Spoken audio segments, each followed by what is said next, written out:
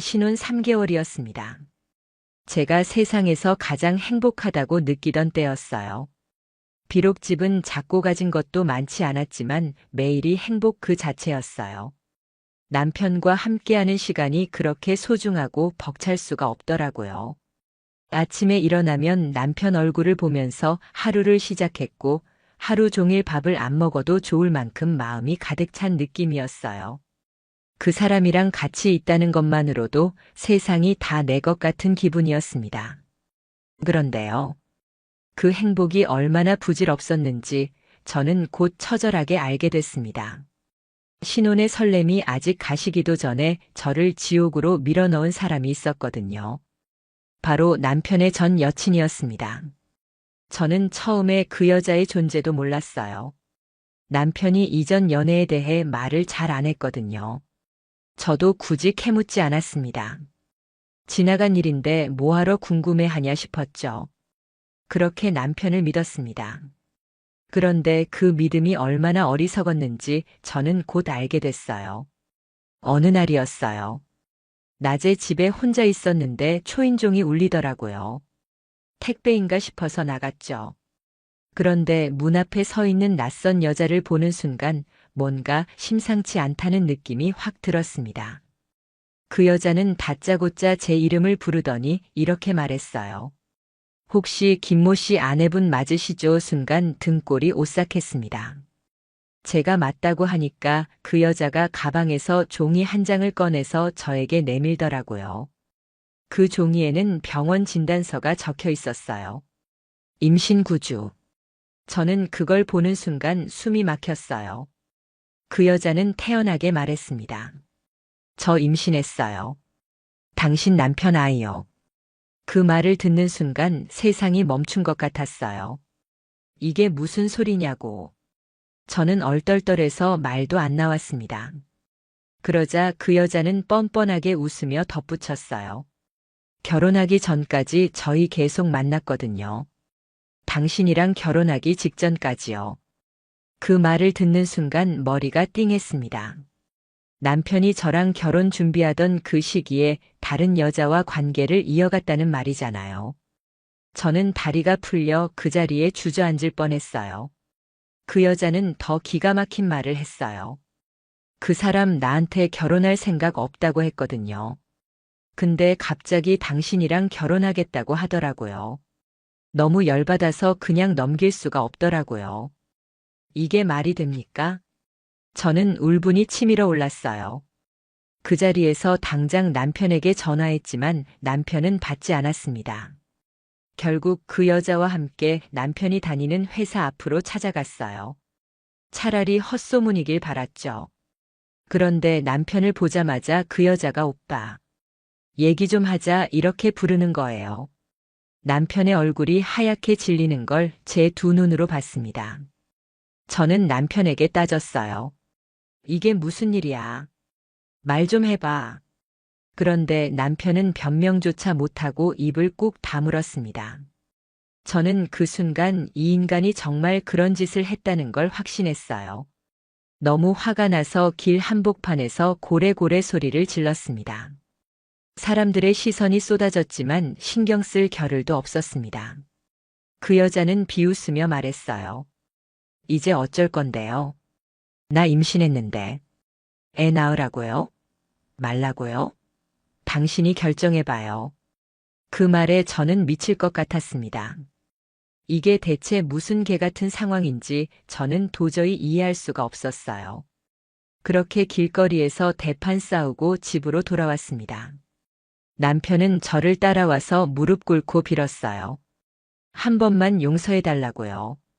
그때 남편의 입에서 나온 말이 더 기가 막혔어요. 정말 사랑한 건 너뿐이야. 걔는 그냥 그랬어. 사랑한 건 나라고요. 그런데 결혼 전날까지 다른 여자와 밤을 보냈다는 인간이 사랑을 입에 담습니까? 저는 참다 못해 남편의 뺨을 한 대 때렸어요. 손이 얼얼했지만 속이 조금은 시원했습니다. 저는 집에서 남편을 쫓아냈어요. 그 인간의 얼굴을 더는 볼 수가 없었습니다. 며칠 동안 전화를 수십 통씩 했지만 저는 받지 않았습니다. 저도 생각할 시간이 필요했거든요. 아니, 사실 생각이고 뭐고 제가 할 수 있는 건 울고 또 우는 것뿐이었습니다. 그 며칠 동안 밥도 못 먹고 잠도 못 자고 그냥 소파에 앉아 벽만 쳐다봤습니다. 머릿속엔 온통 그 여자의 얼굴과 그 병원 진단서가 맴돌았어요. 세상에 이런 일이 있을 수 있냐고요. 결혼한 지 3개월도 안 돼서 남편의 전 여친이 임신했다고 찾아오는 게 이게 현실입니까? 저는 억울하고 분하고 미쳐버릴 것 같았습니다. 결국 저는 마음을 굳게 먹었습니다. 이대로 당하고 있을 순 없었거든요. 저는 변호사를 찾아갔습니다. 남편의 불륜과 그 결과로 임신까지 했다는 사실을 털어놨어요. 변호사는 아주 차갑게 말했습니다. 충분히 상간녀 소송 가능하십니다. 그리고 이혼 소송도 준비하시죠. 그 말을 듣는 순간 저는 울컥했어요. 그래. 내가 여기서 무너지면 안 되지. 복수라도 해야 내 인생이 덜 억울하지 않겠냐고요. 저는 상간녀 소송을 바로 준비했습니다. 그 여자가 얼마나 뻔뻔했냐면 소송을 접수했다는 연락을 받고도 저한테 문자를 보냈습니다. 애는 어쩌고요. 나도 피해자인데 왜 나한테 그래요? 제가 이 문자를 보고 손이 부들부들 떨렸습니다. 피해자라니요. 그럼 나는 뭐냐고요. 남편이랑 결혼 준비하는 동안 뒤에서 몰래 만나서 저를 기만한 사람이 피해자입니까? 저는 그 문자 캡처해서 변호사에게 바로 보냈습니다. 증거로 제출하기 위해서요. 그렇게 상간녀를 상대로 소송을 걸고 남편과의 이혼 소송도 동시에 진행하기로 했습니다. 저는 이제 복수의 칼을 빼든 겁니다. 이대로 이 인간들과 끝낼 수 없었거든요. 법의 심판을 받게 해야 했습니다. 그래야 제 억울함이 조금이라도 풀릴 것 같았거든요. 그렇게 저는 전쟁을 시작했습니다. 이혼 소송과 상간녀 소송을 동시에 시작하고 나니까 하루하루가 전쟁터 같았습니다. 변호사 사무실에 들락날락하고 증거를 모으는 동안 제 속은 이미 다 문드러졌어요. 그 와중에도 남편은 끈질기게 연락을 해왔습니다. 제가 무시하니까 집 앞까지 찾아와 문 두드리며 애원하더라고요. 한밤중에 초인종이 울리고 문 너머에서 남편이 우는 소리가 들리는데도 저는 문을 열어주지 않았습니다.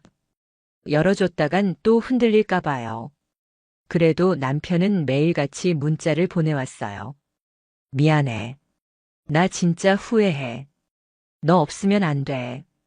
이런 문장들이었어요. 저는 그 문자를 보면서도 치가 떨렸습니다. 후회면 다냐고요. 후회한다면서 그 여자랑 그 짓을 할 때는 무슨 생각을 했는지 묻고 싶었습니다. 그런데 더 기가 막힌 건 상간녀한테도 문자가 왔다는 거였어요. 그 여자도 저한테 문자를 보내서 이러더군요. 저도 그 사람한테 속았어요. 결혼 안 한다더니 갑자기 결혼해서 저도 놀랐어요. 기가 막혀서 말이 안 나오더라고요. 제가 언제 그 여자한테 동정이라도 해달라고 했습니까? 그 여자는 도리어 저를 이상한 사람 취급하며 자기 입장을 변명하더군요. 저는 그 문자를 전부 증거로 모았습니다. 그 사람들의 변명이 얼마나 어처구니 없는지를 법원에 보여줘야 했거든요. 그런데 그렇게 법적 절차를 밟는 동안 더 큰 일이 생겼어요. 남편의 부모님이 저를 찾아왔습니다. 시부모가 집 앞까지 찾아와서 무릎을 꿇더라고요. 진짜 말도 안 되는 상황이었어요. 시어머니는 울먹이면서 이러는 거예요. 얘야, 한 번만 용서해라. 그년이 애를 가졌다지만 그래도 부부 관계는 지켜야지. 저는 그 소리를 듣는 순간 분노가 치밀어 올랐어요. 저는 차갑게 말했습니다. 어머님, 그 여자를 연이라고 부르면서도 왜 그 인간은 용서해야 하죠? 그 사람도 똑같은 인간인데요. 그랬더니 시어머니가 저한테 따지더군요. 너도 그러면 안 되지 않냐? 내가 그러면 우리 아들은 어쩌라고. 참 어이가 없었습니다. 도대체 왜 잘못한 인간 대신 제가 이걸 감수해야 하는 건지 이해할 수 없었어요. 저는 시부모를 돌려보내며 이렇게 말했습니다. 저는 제 인생을 포기할 생각 없습니다. 어머님, 아버님, 아들 잘못 키우신 거 책임지세요. 그렇게 시부모까지 엮여서 저를 괴롭히는 상황이 됐습니다. 그 와중에 소송 준비는 착착 진행됐어요. 변호사가 철저하게 준비해줬습니다. 남편이 그 여자와 주고받은 문자며 결혼 직전까지의 통화 내역, 카드 사용 내역까지 다 모았습니다. 그 여자가 임신했다고 가져온 진단서도 물론 복사해서 제출했어요. 증거는 차고 넘쳤죠. 변호사도 확신하더라고요. 이 정도면 무조건 이깁니다. 상간녀도 손해배상 책임 피하기 어렵습니다. 그 말을 듣는 순간 속이 조금 시원했습니다. 하지만 또 다른 고통이 기다리고 있었어요. 바로 친정 부모님이었습니다. 저는 도저히 혼자 감당하기 어려워서 부모님께 말씀드렸어요. 처음엔 엄마가 제 말을 믿지 않으려 했습니다. 설마 그 착한 사위가 그럴 리가 있냐며 저를 다그쳤어요. 그러다 제가 증거를 다 보여주니 그제야 엄마가 울음을 터뜨렸습니다. 어떻게 이런 일이 있냐? 네가 뭘 그렇게 잘못했냐고 울부짖는 엄마를 보는데 저는 죄송하고 억울하고 또 분노가 치밀어 올랐어요. 그때부터 친정엄마는 저보다 더 날카롭게 변했습니다. 절대 용서하지 마라. 끝까지 가라. 그 인간들 절대 행복하게 두지 마라. 엄마가 그렇게 독하게 말하는 걸 보면서 저는 다시 한번 결심했어요. 절대 물러서지 않겠다고요. 나는 당한 만큼 받아내야 한다고요. 그렇게 저는 소송을 진행하면서 하루하루를 버텼습니다. 물론 몸과 마음이 지쳐갔죠. 밥도 제대로 못 먹고 밤마다 악몽에 시달렸습니다. 그리고 드디어 법정에 서는 날이 왔어요. 그날 법정에서 그 여자와 마주쳤습니다. 법원 복도에서 마주쳤는데 그 여자는 오히려 당당한 표정을 하고 있더군요. 속이 뒤집히는 줄 알았습니다. 대체 뭘 믿고 저렇게 당당한가 싶었어요. 법정에 들어서니 판사가 저를 보고 차분히 묻더라고요. 변호사는 제가 지금껏 모은 증거를 조목조목 설명했습니다. 남편과 그 여자가 결혼 전날까지 만났던 사실, 그리고 임신한 채로 저를 찾아와 도발했던 행동, 그 모든 걸 진술했어요. 반면에 그 여자는 변명뿐이었습니다. 자기가 피해자라는 말만 반복했어요. 저도 속았어요. 저한테 결혼 안 한다고 했어요. 이딴 변명이요. 판사님도 어이가 없었는지 묻더라고요. 그러면 왜 임신한 사실을 상대방 배우자에게 바로 알렸습니까? 그게 정상적인 태도입니까? 그 질문에 그 여자는 대답도 못했어요. 결국 상간녀 소송에서는 저의 완승이었습니다. 법원에서는 판결문에 이렇게 적었습니다. 피고는 원고의 혼인 중 배우자와 부정한 관계를 지속하였고 그 결과 임신에 이르렀으며 원고에게 정신적 고통을 심각하게 입혔으므로 손해배상 책임이 있다.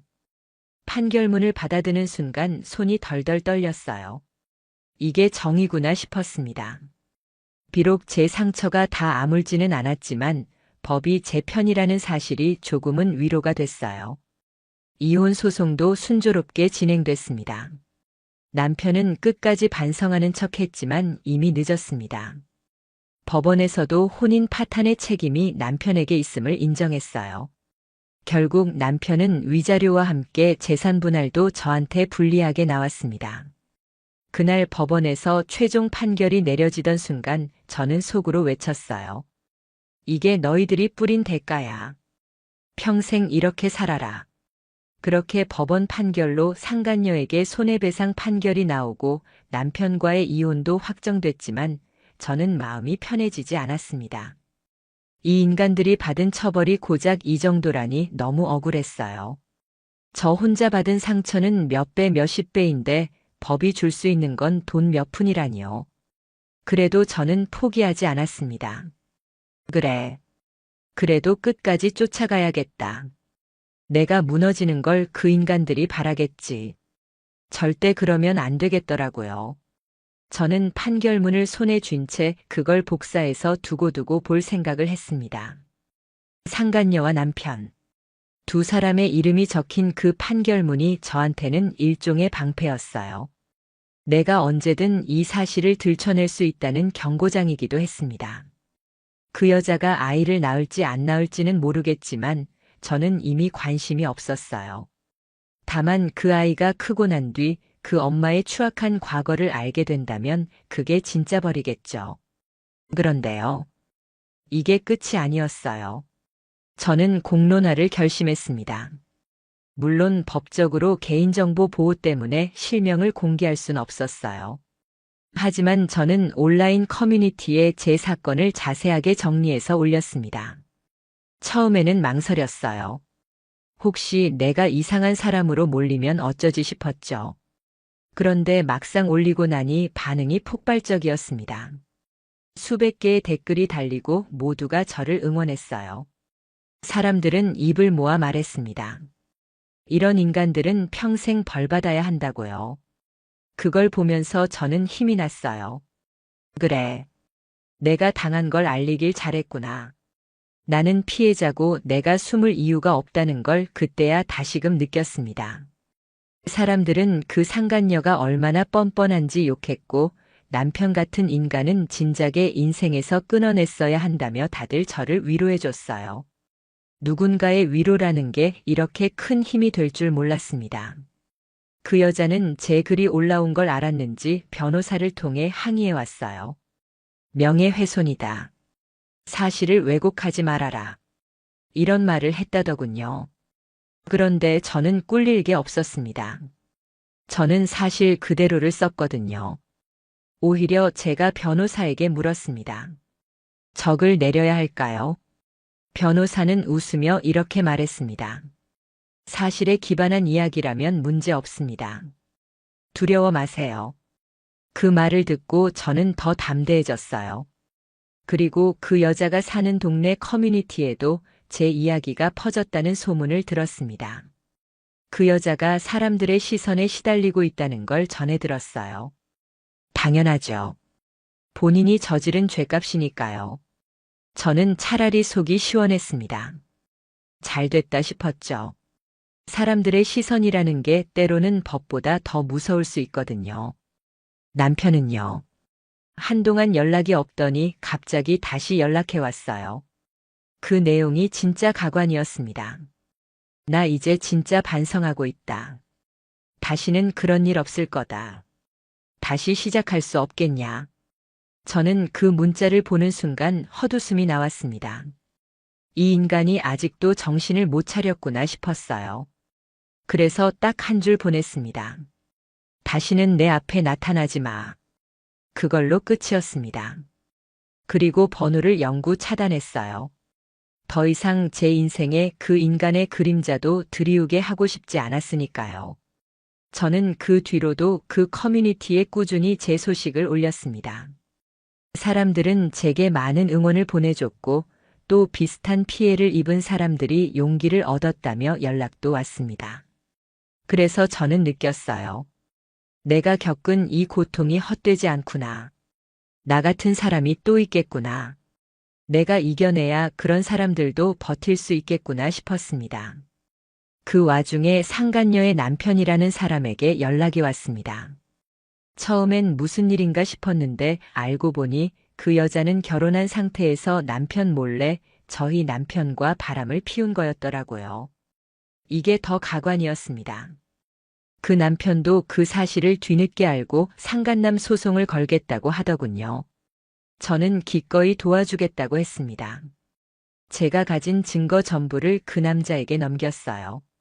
그는 말했습니다. 저도 끝까지 갈 겁니다. 이런 인간들은 사회적으로 매장돼야죠. 저는 그 말을 듣고 묘하게 통쾌했습니다. 결국 그 남자도 상간남 소송을 진행했고 그 여자는 법정에 또 서게 됐습니다. 저는 그 소식을 들으며 이렇게 생각했어요. 그래. 인간은 죄를 지으면 반드시 그 대가를 치르게 돼 있구나. 법정에서 두 번째 패소한 그 여자는 결국 직장도 잃고 집안에서도 버림받았다는 이야기를 들었어요. 제가 바란 게 바로 그거였습니다.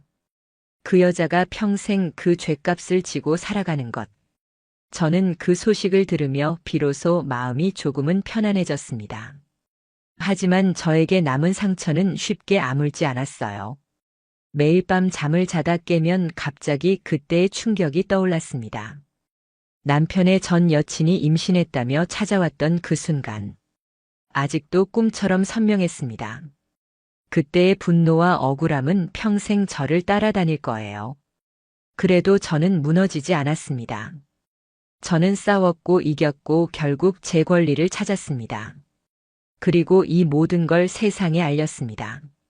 이게 제가 할 수 있는 최선이었고 제가 저 자신에게 해줄 수 있는 유일한 위로였습니다. 법적 절차도 끝났고 공론화도 충분히 됐는데도 제 마음 한구석이 여전히 시끄러웠어요. 사람들은 저한테 대단하다 말했지만 저는 알았어요. 이게 끝이 아니라는 걸요. 상처라는 게 그렇게 쉽게 꺼낼 수 있는 흉터가 아니라는 걸 저는 뼈저리게 느꼈습니다. 저는 매일 아침 눈을 뜰 때마다 생각했어요. 내가 뭘 그렇게 잘못했길래 이런 일을 당해야 했을까? 제가 그렇게 못난 사람이었나? 왜 하필 나였을까? 그 질문이 머릿속에서 떠나질 않았어요. 그러다 어느 날이었어요. 제가 일하러 가는 길에 우연히 남편과 마주쳤습니다. 그 인간은 예전과 다르게 몰골이 말이 아니었어요. 수염은 덥수룩하고 옷차림도 초라했어요. 순간 속으로 쾌감이 밀려왔어요. 그래, 당연하지. 내가 그렇게 살 줄 알았다. 그런데 그 인간이 저를 보자마자 무릎을 꿇는 거예요. 길 한복판에서요. 사람들이 웅성거렸어요. 그런데 저는 그게 하나도 창피하지 않았습니다. 오히려 그 인간이 그렇게 엎드린 모습이 저는 너무나 통쾌했어요. 그 인간은 이렇게 말했어요. 정말 미안하다. 나 다시는 그러지 않겠다. 이제야 내가 뭘 잃었는지 알겠다. 저는 그 말을 듣고 코웃음 쳤어요. 뭘 이제야 알았냐고요. 내가 그때 얼마나 애원했는데. 그때는 나를 무시하고 그 여자 편을 들더니 이제 와서 미안하다니요. 저는 그 인간한테 차갑게 말했어요. 늦었어. 늦어도 한참 늦었어. 이제 내가 뭘 하든 나한텐 아무 의미 없어. 그리고 그 자리에서 돌아섰어요. 그 인간이 길바닥에 주저앉아 우는 소리를 들으면서 저는 웃음이 나더라고요. 저는 집에 돌아와서 엄마한테 그 얘기를 했어요. 엄마는 한숨을 쉬며 이렇게 말했어요. 그 인간도 이제야 인생 망한 걸 아는 거지. 그래도 넌 잘했다. 끝까지 안 흔들린 거 잘했다. 그 말을 듣는데 왜 그렇게 울컥하던지요. 저는 엄마 앞에서 또 울어버렸습니다. 왜 내 인생이 이렇게 됐냐고. 왜 이렇게까지 망가져야 했냐고. 엄마는 저를 꼭 안아주며 말했어요. 내가 뭘 잘못했냐? 내가 잘못한 거 하나도 없다. 잘못한 건 걔네들이지. 그 위로를 듣고 저는 조금씩 정신을 차리기 시작했어요. 그리고 제 자신을 다잡기 시작했습니다. 이대로 주저앉으면 안 되겠다 싶었어요. 그래서 저는 다시 일자리를 구하고 바쁘게 살기 시작했어요. 아침 일찍 출근하고 저녁 늦게까지 일하다 보니 몸은 고됐지만 마음만큼은 좀 단단해지는 기분이었어요. 그 인간과 관련된 건 하나도 떠올리고 싶지 않았고 다시는 그런 인간들 때문에 제 인생을 망치고 싶지 않았습니다. 그렇게 몇 달이 지났어요. 저는 평범하게 살아가고 있었고 이제야 좀 살 것 같다고 느꼈습니다. 그런데 세상에 또 다른 소식이 들려왔어요. 그 상간녀 있잖아요. 그 여자가 결국 아이를 낳았는데 남편이 친자 확인 검사를 했대요. 그런데 결과가 뭐였는지 아세요? 그 아이가 남편의 아이가 아니었대요. 이게 무슨 막장 드라마도 아니고 진짜 현실이 이렇더라고요. 남편은 아이가 자기 아이인 줄 알고 책임지겠다고 했다가 결국 검사를 해보니 아니라는 결과가 나온 거죠. 그걸 듣는 순간 저는 기가 막혔어요. 이 인간들은 정말 끝까지 막장이라고요. 그 여자는 그걸 알고도 저한테 와서 임신했다고 협박했던 거였어요. 남편도 그걸 믿고 제 앞에서 무릎까지 꿇었고요. 그 인간들 둘 다 서로 속이고 또 속은 거죠. 이게 인간입니까? 저는 너무 어이가 없어서 허탈하게 웃어버렸어요. 그 여자도 결국 그 일로 망신을 당했대요. 그 여자가 다니던 동네에서 소문이 쫙 퍼졌대요. 도대체 애 아빠가 누구냐며 뒷말이 끊이질 않았다고 하더라고요. 이 소식을 전해준 건 남편의 친구였어요. 그 친구가 저한테 연락해서 너는 진짜 다행이다. 그런 인간 옆에 안 있는 게라고 하더군요. 저는 그 말을 듣고 고개를 끄덕였어요. 맞아요. 저는 다행이에요. 그 인간들과 인연을 끄는 게 얼마나 다행인지 모릅니다. 그 인간들은 서로 속고 속이며 지옥 같은 삶을 살고 있겠죠. 저는 그걸로 충분했습니다. 그게 그들이 받아야 할 벌이었으니까요. 그 후로 저는 다시 제 인생을 차근차근 살아가기 시작했어요. 새로운 사람도 만났고 아직은 완벽하지 않지만 그래도 예전보다는 훨씬 나아졌어요. 저는 이제 더 이상 과거에 머물지 않기로 했습니다. 제가 받은 상처는 저를 더 강하게 만들었고 저는 그 상처 덕분에 누구보다 단단해졌으니까요. 그 후로 저는 제 인생에 다시는 그런 인간들이 발붙이지 못하게 철저히 단속하며 살았습니다. 누군가가 저한테 묻더군요. 그렇게 힘든 일 겪고도 다시 누굴 사랑할 수 있냐고요. 저는 그때 단호하게 대답했어요. 사랑은 할 수 있겠지만 다시는 사람을 맹목적으로 믿지 않을 거다. 그게 저한테 새겨진 교훈이었어요. 저는 믿음이 얼마나 값비싼 대가를 치러야 얻는지 뼈저리게 알게 됐습니다. 그래도 저는 저를 포기하지 않았어요. 저는 변호사님과 연락을 계속하며 혹시라도 상간녀나 전 남편이 다시 접근할 경우 법적 조치를 바로 할 수 있도록 준비했습니다. 그런 조짐은 없었지만 그래도 저는 방심하지 않았습니다. 이제는 저도 법의 무서움을 알게 됐고 내 인생을 지키기 위해선 법이 가장 든든한 무기라는 걸 알았거든요. 시간이 조금 더 흘러서 저는 정말 좋은 사람을 만났어요. 그 사람은 저의 과거를 다 알면서도 저를 있는 그대로 받아들여줬어요. 저는 처음엔 그 사람한테도 의심부터 했습니다. 그런데 그 사람은 묵묵히 기다려줬어요. 저의 불안과 상처를 이해해줬고 그게 너무 고마웠어요. 그래서 저도 조금씩 마음을 열기 시작했어요. 사랑은 다시 시작할 수 있지만 사람을 믿는 건 시간이 필요하다는 걸 그 사람도 알고 있었던 것 같아요. 그렇게 저는 새로운 사람과 새로운 인생을 시작하게 됐습니다. 물론 그 상처는 여전히 남아 있어요. 밤에 갑자기 악몽을 꾸기도 하고 불현듯 과거의 장면들이 떠오르기도 합니다. 하지만 이제는 달라요. 저는 더 이상 무너지지 않아요. 저는 알거든요. 내가 얼마나 강해졌는지. 그리고 누가 다시 내 인생을 망치려 한다면 그 누구도 용서하지 않을 거라는 걸요. 한번 무너졌던 제가 이렇게 다시 일어설 수 있었던 건 결국 저 자신 덕분이었습니다. 저는 제 자신을 믿기로 했고 다시는 남의 말에 휘둘리지 않기로 했어요. 그리고 이건 저 혼자만의 복수가 아니라 저와 비슷한 일을 겪었던 모든 사람들을 대신한 복수라고 생각했어요.